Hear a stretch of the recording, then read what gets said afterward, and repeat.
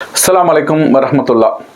மனிதர்களில் சிலர்கள் எப்படி இருப்பாங்கன்னு கேட்டால், தங்களுடைய சொல் தங்களுடைய செயலில் எந்த தப்புமே வராது என்ற அதீத ஒரு நம்பிக்கை, ஓவர் கான்ஃபிடென்ஸ் அப்படின்னு சொல்லுவாங்க.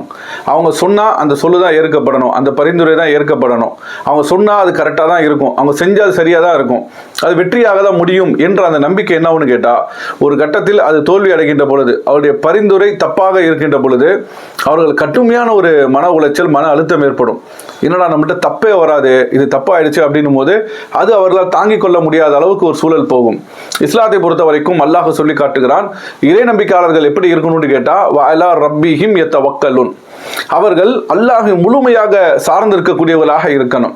இப்போ நான் ஒரு பரிந்துரை செய்கிறேன், இல்லை நான் ஒரு முயற்சி செய்கிறேன் அப்படின்னு சொன்னால், என்னுடைய முயற்சியை முடிந்த அளவுக்கு நான் செய்து விட்டேன், இதற்கு மேல் இறைவனுடைய நாட்டம் இருக்கு என்ற ஒரு நம்பிக்கை இறை நம்பிக்கையாளர்களுக்கு இருக்கும்.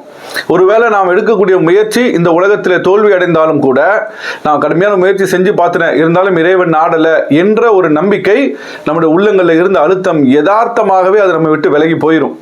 இஸ்லாத்தை பொறுத்த வரைக்கும் தனியாக மன அழுத்தம் நீங்குவதற்கெல்லாம் எந்த பயிற்சியும் தேவையில்லை. இஸ்லாத்தை தங்களுடைய வாழ்க்கையில சரியான முறையில் நடைமுறைப்படுத்தினால் அதுவே மிகப்பெரிய ஒரு மருந்தாக நமக்கு இருக்கும்.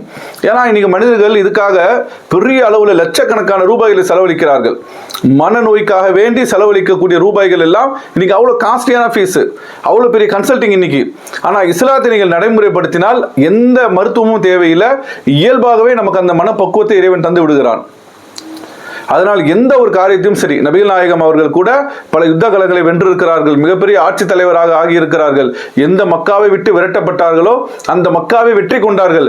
அப்பொழுது கூட சொன்னார்கள், இறைவனுக்கே புகழ் அனைத்தும், இறைவன் மட்டுமே தனித்து நின்று இந்த வெற்றியை வழங்கினான், இறைவன் அவன் வாக்குறுதியை காப்பாற்றினான் என்று சொன்னார்களே தவிர தன்னால்தான் ஆனது என்ற எந்த மமதையும் அவர்கள் கொள்ளவில்லை. இது இறை நம்பிக்கையாளர்களுக்கு கட்டாயம் இருக்க வேண்டிய ஒரு பண்பு.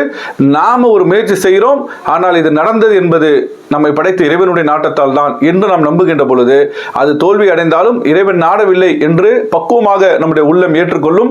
இதையும் நாம் வளர்த்து கொண்டால் நிச்சயமாக இந்த மன அழுத்தத்திலிருந்து நம்மால் விடுபட முடியும்.